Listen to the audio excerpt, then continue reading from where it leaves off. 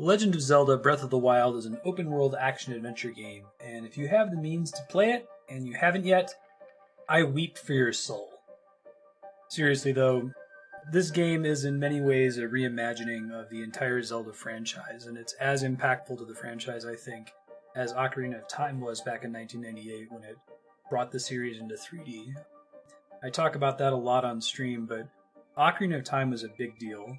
It just so happened that in a lot of internal testing, Nintendo happened to figure out how to take a 2D adventure series and make it 3D and make it work, even though it's a vastly different game. At the end of the day, Link to the Past and Ocarina of Time are apples and oranges from each other, and the 2D games in general that have come out since then are apples and oranges from the 3D games.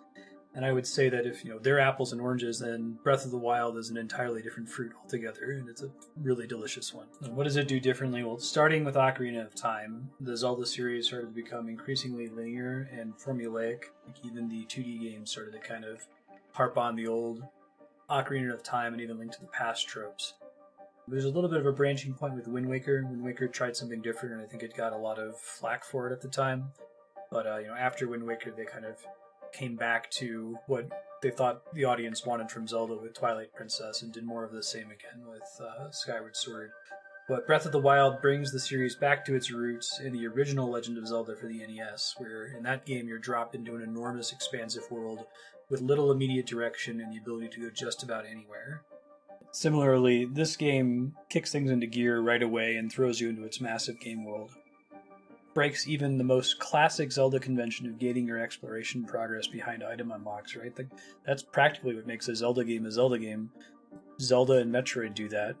But in this game, after a pretty brief tutorial segment where you unlock almost all the progression abilities in the game, you're free to go literally anywhere in the game world, and it's fucking amazing. I'm not going to harp on the setting. I don't think it really is necessary to talk about it. I think that exploring the setting is what this game is all about. But it's a Zelda game. I can't even really talk about the timeline until we get to the spoilers section. So we won't even go into that. We'll just say that it's a huge, beautiful game world. The mechanics are set up that after an hour or two at the beginning of the game, you can go basically wherever you want. You can even go straight to the final boss fight if you're a crazy person. And I think that's what the speedrunners are doing right now, is they're finding the quickest way to go straight to the final boss fight and skipping everything else. To try to give a pretty bare bones review of what this game is like, since it's so different from the rest of the Zelda series, you can't just say it's like Zelda. You open the game, you have basically free roam to go wherever you want from the beginning. There's no long cutscenes, no dialogue sequences. You walk out of a cave and you can go wherever you want. The game does have some quest indicators to point you on the path if you would like to progress on the path they want you to progress on, but you absolutely don't have to. The first main goal that they give you on the starting area is to find these shrines, which are all throughout the game world. There's over 100 of them. And these shrines are sort of like mini dungeons. They're nowhere near as robust as the dungeons in Ocarina of Time or even say Link to the Past. They're probably closer to a test chamber in a game like Portal, and the inspiration there seems pretty obvious. You go into these shrines, and as you go into them, you unlock new abilities that are your progression abilities, and there's only a very few number of them. You get Stasis, which lets you freeze something in time and make physics effects on it build up while it's frozen, so you can freeze a boulder, hit it several times, and then send it launching. There's Cryonis, which you can use to freeze water to make little pillars. There's Magnesis, which lets you control metal objects, make them levitate, that sort of thing, move them around. And then there's a Bomb Power, which is probably the closest thing to a traditional Zelda power that you get in this game. You'll use those abilities to solve shrine puzzles, which are almost all physics-based, and which almost all have multiple solutions. I think just about every shrine that I did on stream, I had at least one or two people in chat say, oh, I did it this way, which it's super cool. Anyway, as you complete a shrine, it gives you a currency called orbs, which are kind of Breath of the Wild stand-in for pieces of heart in previous Zelda games. When you obtain 4 orbs, you can cash that in either for a heart container or for a bigger stamina wheel, when you use stamina to do things like climb, run, attack, that sort of thing. After completing the tutorial area and its shrines and learning the 4 basic progression abilities, they set you loose on the game world. You can go anywhere you want from there.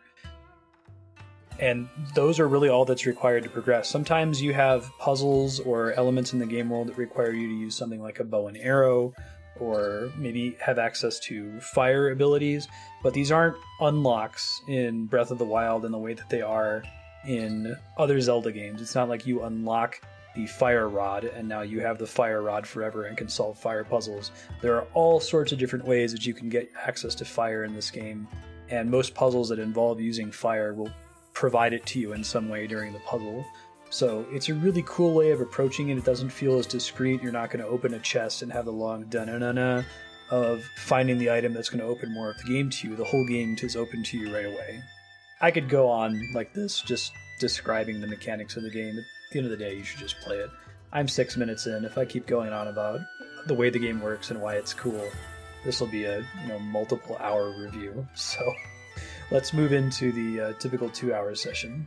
I think that there are a lot of things that you can do in 2 hours in this game and feel productive. I mean, I think there's a lot of things you can do in 20 minutes in this game and feel productive, just because of how huge the world is, how much you can do, and how rewarding everything there is to do feels.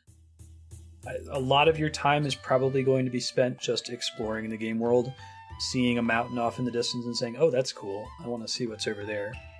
This game definitely has the ooh, piece of candy effect if you've seen the Family Guy skit where you're constantly being distracted by candy in front of you. You say, you know what, I want to go explore what's on top of that mountain, and on the way you get distracted by 30 things and it's 10 hours and you still haven't gotten to the top of that mountain, right?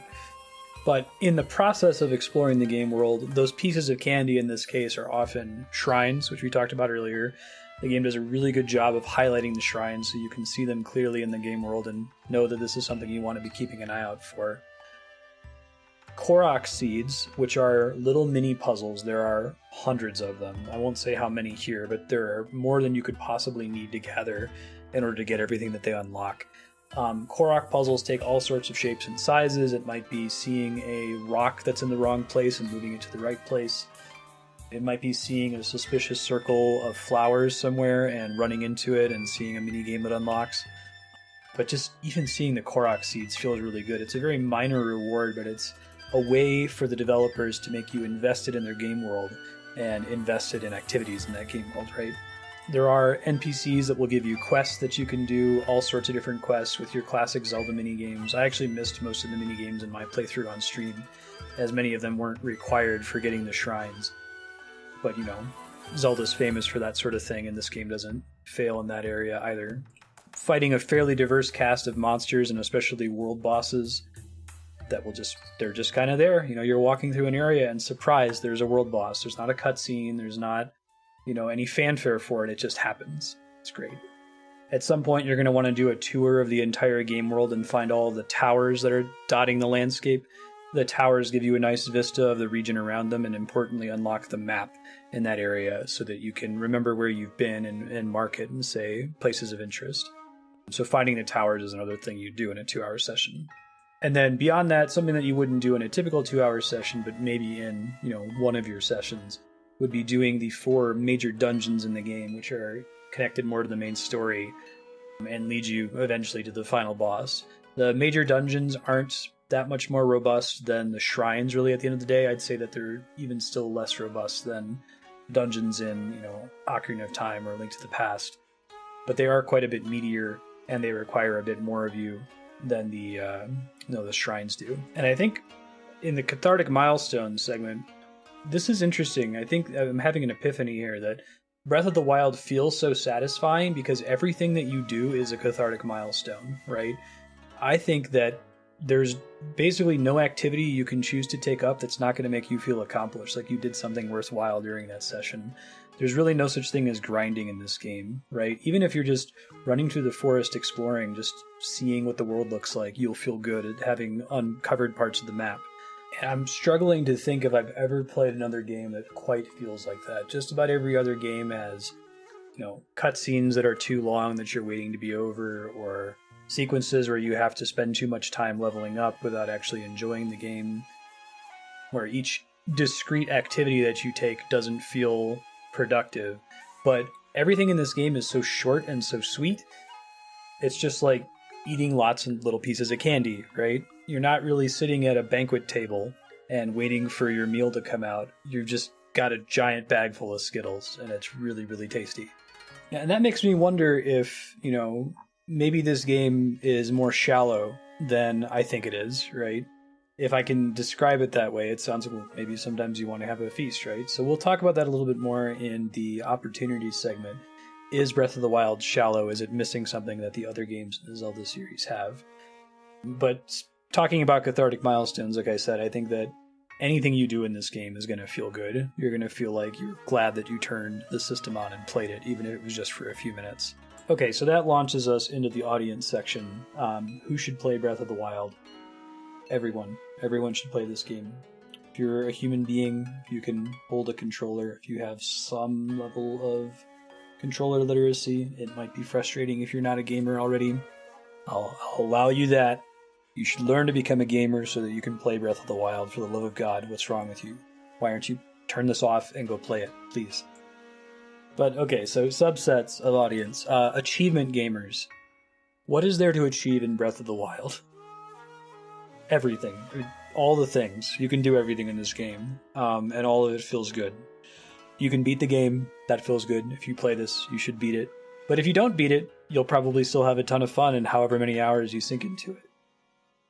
You can find all the shrines. Actually, I would say that if you are an achievement gamer but not quite a completionist, that getting all the shrines is a really satisfying way to enhance an otherwise faster playthrough of the game. It doesn't add that many hours of extra playtime, but doing all the shrines ensures that you see the entire game world, see basically everything the game has to offer, and introduces you to a lot of content, and all of the shrines feel really different and unique from each other, and I think that they're all worth doing. So I would say if you're an achievement gamer, please play Breath of the Wild. Please, please, please. What? Stop. Go. Just play it. Do it. And if you're a completionist, holy crap, you're going to play this game for so long, because you can find all the Korok seeds, which there's an obscene number of Korok seeds. Like, somebody in chat asked me to guess how many there were, and I was like, well, I found this many, so I was off by like a factor of 4 on how many seeds there are. It's not something that a sane non-completionist gamer should really attempt, because there's just so many of them, and the game is basically set it up so that there's so many Korok seeds that on a normal playthrough, if you are an astute player and you're noticing most of them just on your normal path to finding all the shrines, you will get enough seeds to unlock all the things you need to unlock with them. And then beyond that, there's just so many left over for the completionist gamers to seek out. You could try to find every chest in the game. There's an obscene number of chests in this game, many of them gated behind interesting little mini puzzles all throughout the game world. You could try to take a picture of everything. There's a camera that you get in this game, and it records every picture of every monster, every item, every weapon, every piece of armor. You could take all the pictures. I think that you could probably sink a couple hundred hours into this game easily and not start to have it feel grating until towards the end of that, when you're seeking out the last few things that you're searching for, just because the game is so beautiful and the gameplay is so tight and so clean. It'll be nothing but satisfying for pretty much the whole way through. Exploration gamers, are you kidding me? Are you kidding? Is this a joke? Okay, look. You have to play this game. You have to play it. It's the exploration game, too. Like, there are so many places to go. I played this game in, let me look it up, 61 hours to find all of the shrines in the game world. So that took me to all of the different regions of the world and saw most of the set pieces in those regions, more or less. That's a lot of time, given that I'm not really an exploration gamer and I'm not trying to look under every nook and cranny just to get across the map and see everything that's even just on the map. So if you're an exploration gamer, wow. Like, the little bits of flavor all over the place. There are quests that take you to areas that have nothing to do with a shrine. They have nothing to do with the main story. They're just nice little outposts that have a nice little bit of lore, or maybe have, like a monster that you can't find anywhere else. You're always going to be finding something over the next hill, over the next horizon, around the next corner. And it's not even all important. You might find just an apple orchard, right? Just you're climbing a mountain and suddenly there's a bunch of trees and they all have apples on them. It's unusual. There aren't very many places in the game where there's nothing but trees that are full of apples. doesn't matter for the story. There's not necessarily a Korok seed nearby. There's not a shrine nearby. There's not a quest that has anything to do with it. But it's a good place to farm apples if you want them. Pretty neat. Exploration gamers, yes. Just do it. Just go buy it. What's wrong with you? Flavor gamers, okay. So it's been nothing but good things, right? Flavor, I'm going to step it back a little bit.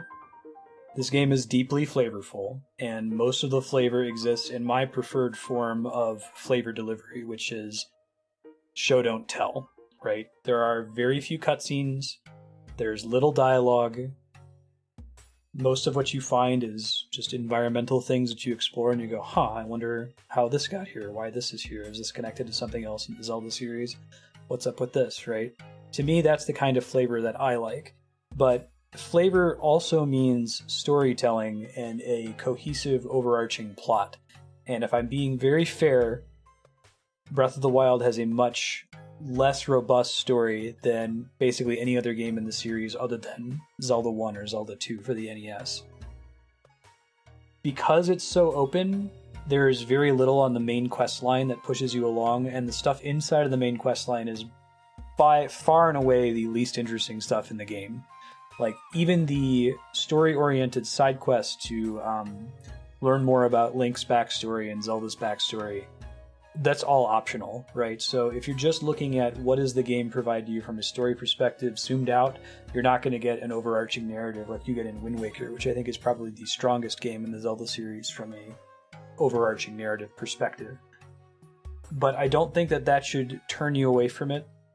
I think this might be when I said earlier that Breath of the Wild is a lot of pieces of candy. It's a giant bag full of Skittles.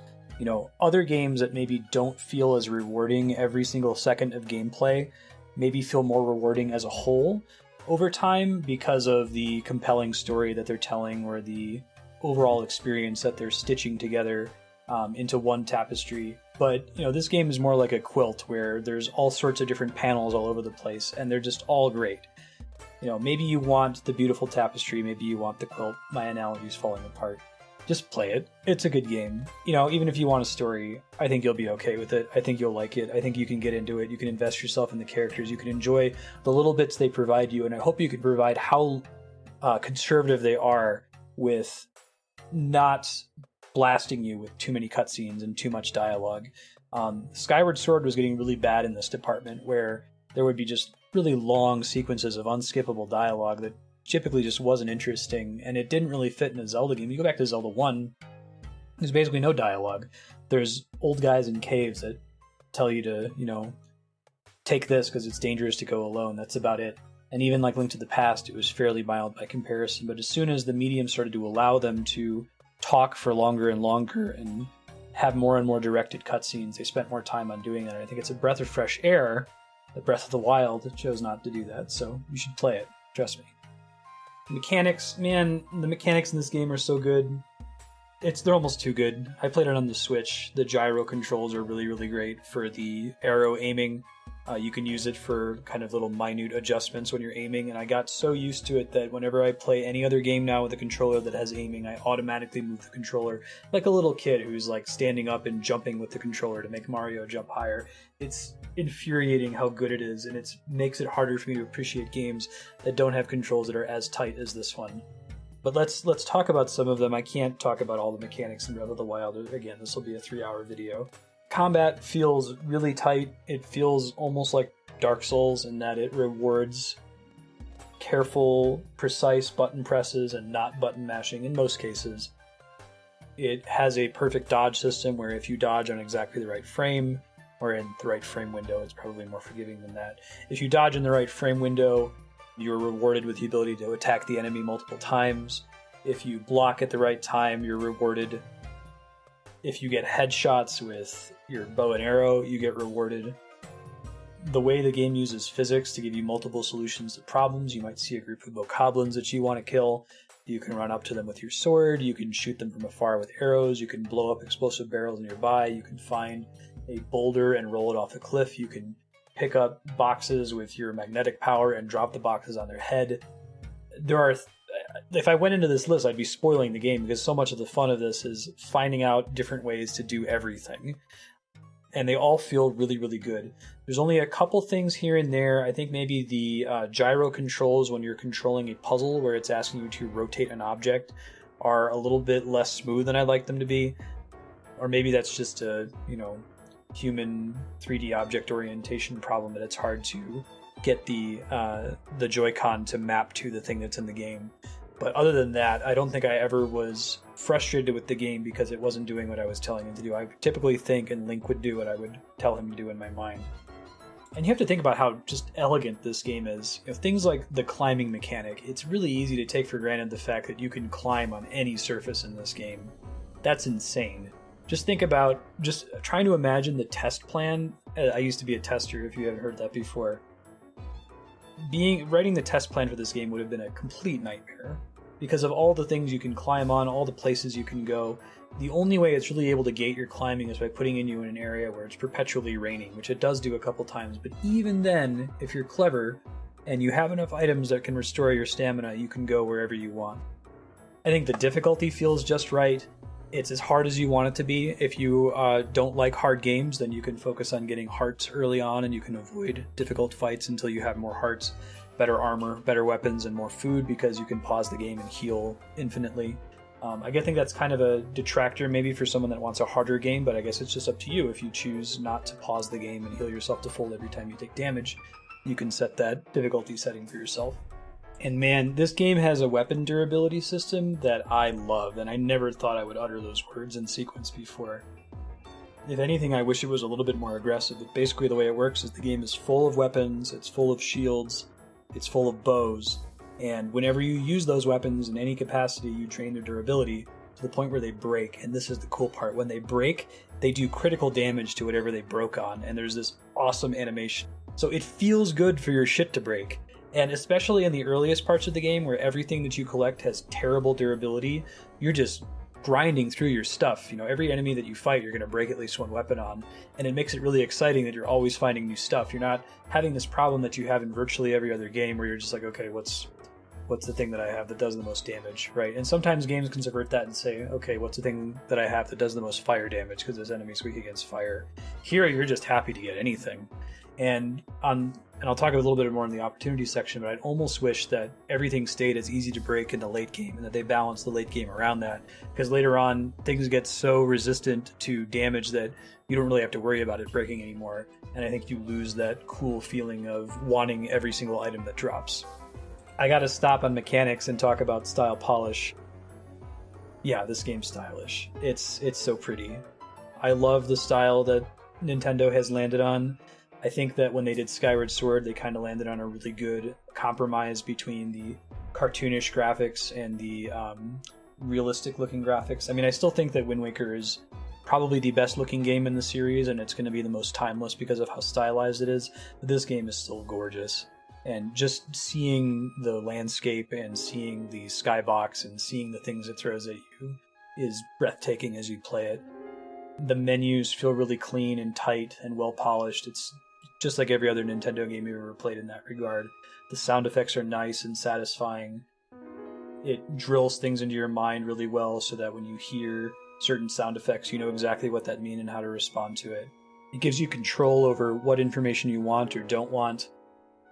It lets you get around the world in a really easy way. There's a nice, convenient fast travel system that's bound to some of the shrines that you found and other major landmarks. You can mark things on your map, places that you've been that are interesting. You can put pins that show up as beacons on the world map if there's something that's off in the distance that you don't know exactly how to get to. There's been so much love and care put into this game, and every time a game gets delayed and people complain about it, you got to remind them of that Miyamoto quote, right? That a delayed game can be good eventually, but a bad game is bad forever. And I am so glad that they delayed this game. If it was to make it what it is today, then they succeeded. It is fantastic in every respect in the style polish category. And finally, hype. Yes, yeah, it's hype. It's very hype-filled. I actually misjudged this game. I had this plan where, you know what, I'm only going to play it for 2 hours when it comes out, and then I'm going to give everybody a week to get ahead of me. And it was the worst week of my life. No hyperbole. It wasn't the worst week of my life. It was pretty bad, though, especially because my wife Andrea started to play it, and I couldn't watch her because she would give something away, and it wouldn't be blind streaming on stream anymore. Anyway, I was like, I'll give people a week. That'll give them plenty of time to get ahead of me, right? Wrong. Like, this game is so non-linear, and you can do things in whatever order you want. You could spend, your first 6 hours of the game just catching bugs if you wanted to. Or you could go to the final boss, or you could go to any of the dungeons, or you could save the dungeons until the very end. So there was no reason for me to wait, because everyone in chat who had spent the entire last week playing the game had a very high chance that I would still go and do something they hadn't done and spoil something for them, right? So that's the draw, that once you beat this game, once you feel like you've seen everything, you go and you watch somebody else play it, and there's so many ways that they could approach the game. They could spend a lot of time catching bugs, they could go do shrines. When they do the shrines, they could do it differently than you did it. They could struggle with one thing and completely dominate another thing that gave you trouble. I think that, seeing someone else's blind playthrough is a huge value for this game. And just talking to other people about it, hype on the one hand is like, how cool is it to watch somebody else do it? We're specifically talking about Twitch and streaming, but it's also the water cooler effect. Like, do you want to talk to your friends about what you did in Zelda Breath of the Wild? Yes. Yes, you do. You want to tell them about that crazy part when you pushed the little snowball down the hill and it turned into a big snowball and it knocked a door down. What? That's crazy. Did you even see that snowball? No, I didn't. I have to go find that area. Listen to my voice. Clearly, this is the sound of a fanboy. You've heard my other review videos up to this point. It's a much more dry tone, a very almost academic. Let's talk about this like adults, shall we? Let's try to think really hard about what we don't like about the game, which I haven't spent any time on at all so far in this review. If I'm the person who's so anti-emotive and monotone all the time and I'm this fucking excited about this game, it's probably because it's pretty hype. So, like I said, just go play it. Just play it. Okay, so strengths and importance.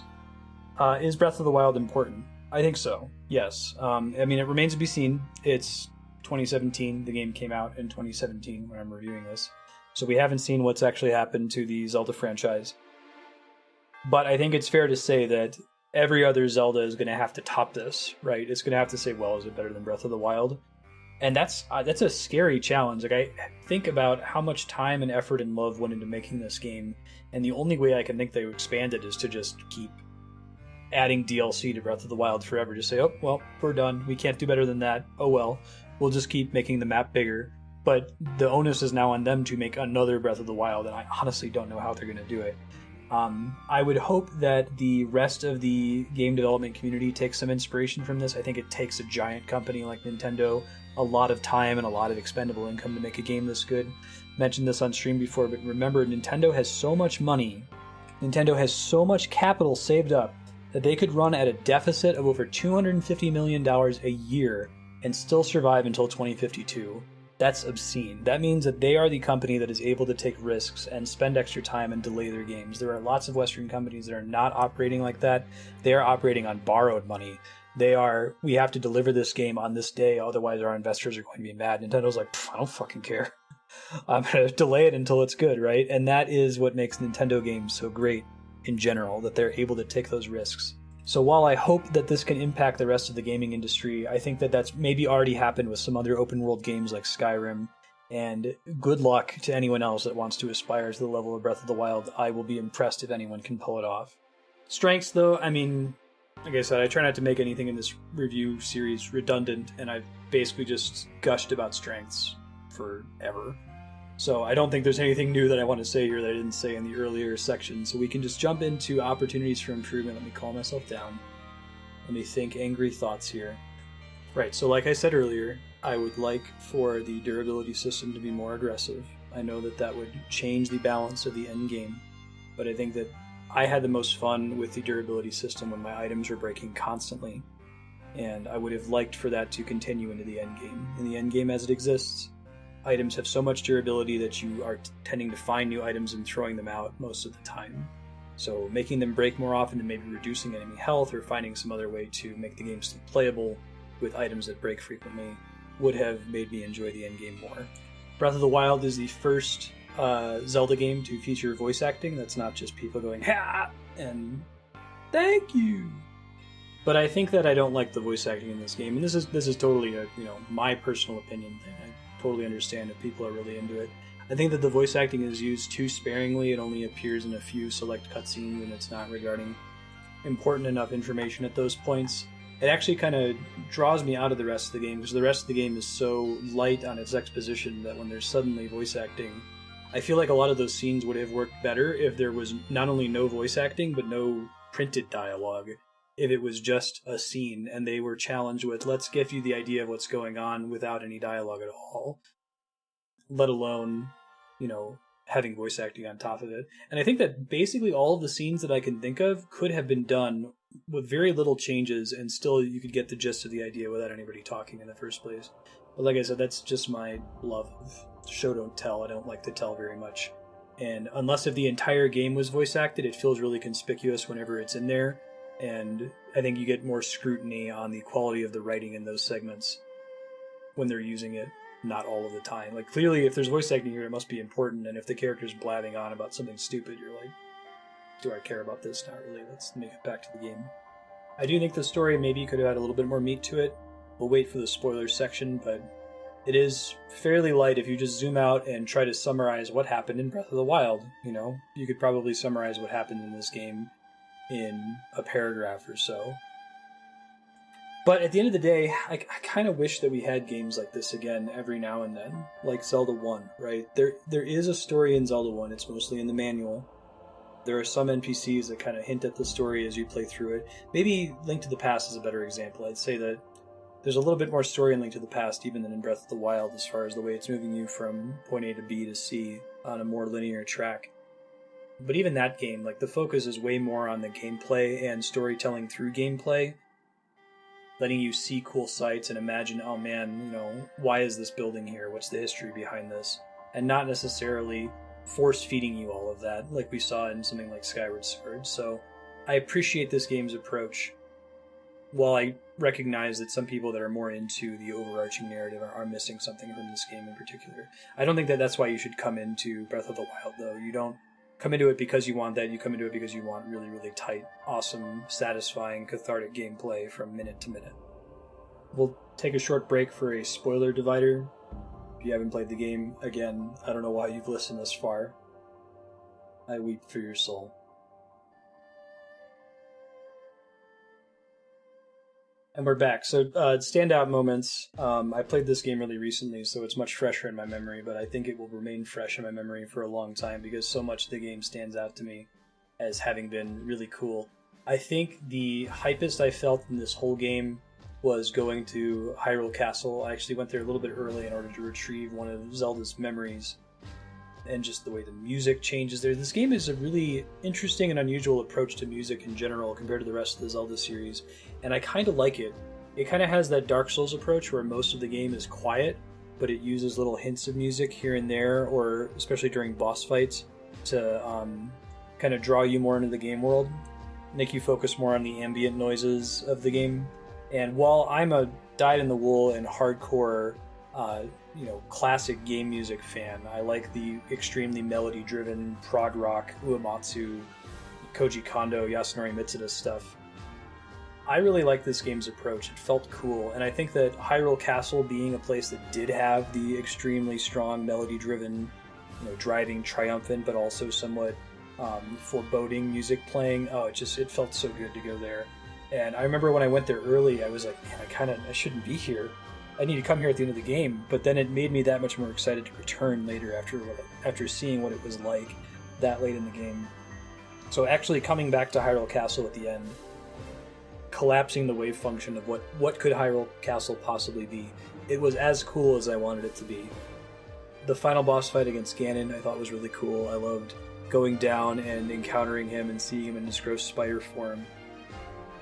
It was what I wanted. Like, I guess it could have been longer. Maybe we'll talk about that in the other issues section, but it was still cool. I was smiling throughout it, grinning from ear to ear. So I think that the game's ending was treated very well, and the final area was a great way to cap off your experience up to that point. Other moments, the first time I saw one of the fucking dragons just flying around, just kind of exploring, and there's one of these giant dragons. What the hell? You can't just do that, Zelda Breath of the Wild. You're going to give me an awesome heart attack. That was pretty great. A lot of the shrines are really cool, getting them the abilities, pulling off just things that you shouldn't have been able to do because I was stubborn and decided to put all my points into stamina before putting any points into hearts. So like winning battles that if I had more than 3 hearts should have been trivial.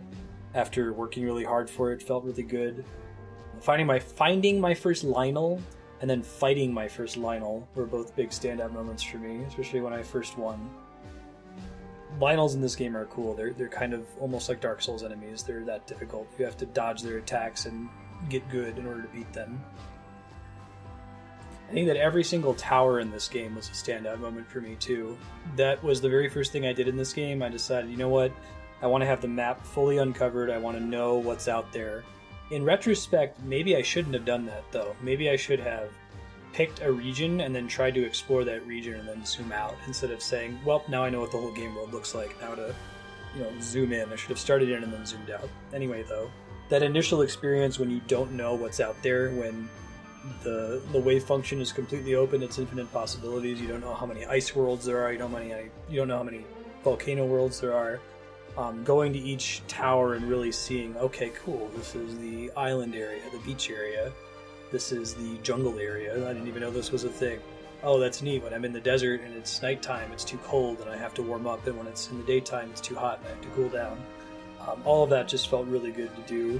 And as someone who's not really an explorer gamer, it really managed to draw me in a way that made me want to explore. So I play a game like Skyrim, and Skyrim is probably a comparably huge, vast, exciting world to explore. But for whatever reason, I don't have that same feeling of catharsis around every corner. Like, just turning the corner for me, the kind of gamer I am, isn't enough. You need to give me a cookie. And Korok seeds and shrines and little treasure chests all over the place are that cookie. It feels like a lot of the rewards you get in a game like Skyrim are kind of copy-pasted, like, oh, okay, here's another, pile of coins. But Koroks are authored puzzles. You can see developer intent behind them. You get that, aha, I see what you did there, handshake with the developer that you don't may necessarily get in a game like Skyrim as much. It appealed to all of my other senses and drives as a gamer, and it made me feel rewarded for everything I did.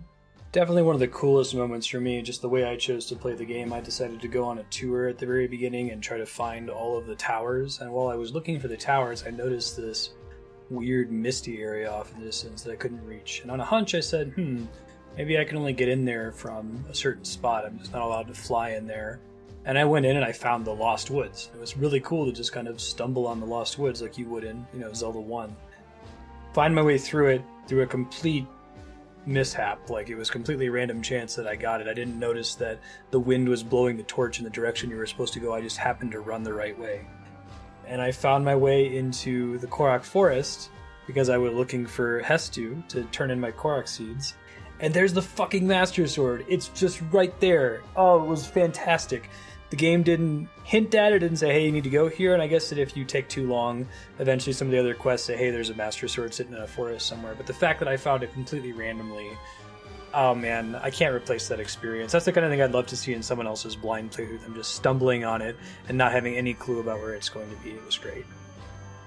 It's totally optional, but this game's use of memories to tell its backstory, I think, is genius, and its way of handling the lore is pretty great. The memories have the voice acting that I complained about earlier. I think they would have worked better if they had no voice acting and everything was just communicated with visuals, like looks on people's faces, that sort of thing. But despite that, though, I really like the focus on Zelda as a character. It is the Legend of Zelda, moving away from Link. Not that we've ever really spent much time characterizing Link. Zelda in this game is a really cool, well-crafted character. She's complex. She has issues. She's a scientist, which... surprise, I like scientists. My wife is a scientist. But she's flawed, right? Like, Japan in particular has been struggling with making good female characters. It's really easy to make a stereotypical good female character that's just a Mary Sue perfect ballbuster, right? That doesn't have any flaws. And I think that they managed to nail a Zelda who's trying really hard. She's struggling with failure. She wants to do the right thing. But she doesn't feel like she's a damsel in distress. Like, she's directing the experience. She's the reason you even have a chance to live. So I think that Nintendo's doing a much better job of subverting that trope. And they have been with the Zelda series for a while. Mario, they're not doing that great. Their one effort at, making Princess Peach into a hero has issues, and we'll talk about that in a later review if we ever play Super Princess Peach. But Zelda in this game is great, and I loved every scene with her. As far as other issues in the spoiler territory, there's really only two. One of them I'd say is that the dungeons at the end of the day felt like the weakest content in the game because they weren't really robust enough. I almost would have accepted them delaying this game by another 6 months or so just to make the dungeons really, really strong. Like, I was hoping for and kind of expecting something on the level of the Majora's Mask dungeons. If you played Majora's Mask, it only has 4 dungeons, but they're extremely intense. They're very large. They take you a long time to complete. In fact, in the last dungeon in that game, it's likely that you'll run out of time because you have to reset time every 3 in-game days in that one. So I'm kind of disappointed that the dungeons weren't more expansive because I was really looking forward to them. The dungeons also have the problem of introducing a Fi Navi type character in a game that's almost totally lacking in hand-holding. Like, you play this whole game, it is really good at saying, hey, you know, here's a shiny thing on the map, maybe go to that if you want to, and not bugging you constantly if you go the wrong way. As soon as you get in the dungeon, it's like it's a different game. It's like you're playing Skyward Sword again. You've got this buddy ghost character who's pinging you all the time saying, oh, maybe don't get hit next time, Link. Thanks. Thank you. Thanks. Appreciate that. You know, and it slows down the gameplay, and it really stands out when the game doesn't do it anywhere else. It's actually not that bad. Like, the level of interference you get from these NPC characters in the dungeon is very low compared to the most egregious examples you see in Skyward Sword. But because it doesn't happen anywhere else in Breath of the Wild, it feels like it's bad, when it's really not that bad. And then I think while the fight against Calamity Ganon in his Spider Bro form was really satisfying, the Pig Ganon fight is basically just a victory lap, which is okay. Like, I could see the merit in doing a victory lap, and I'm not sure I'd want to do a, you know, full-on mounted combat event with the bow. That would be more frustrating than satisfying as a way to end the game. I would have liked to have a really, really challenging sword fight like we saw in Wind Waker and Twilight Princess to maybe end everything. So you do, you know, Spider Calamity Ganon, you do Pig Ganon, and then you do Ganon, or maybe Demise Ganon. Just a one-on-one sword fight. I think that the game's mechanics would have lent themselves really well to that being fun. So I can see some people may have been upset about the final fight not being that exciting. I can kind of agree with them. But at the time when I was playing it, I was so excited that I didn't even notice, so it's only in retrospect that I can look back and say, yeah, that could have been better. So, final thoughts. You've heard the final thoughts, you know what they are, right? Just play the game. If you have the means to play it, like, I get if you can't afford a Switch, or you don't want to have a Wii U, or you want to wait until there's more games for it, okay, I get it. But as soon as you are able to play this game, for the love of God, you have to play it. You'll be so happy, it'll make you feel so good. There's basically nothing frustrating that happens. It is just joy after joy and delight after delight. You're missing out right now. Hope you enjoy it. Thanks everybody. See you next time.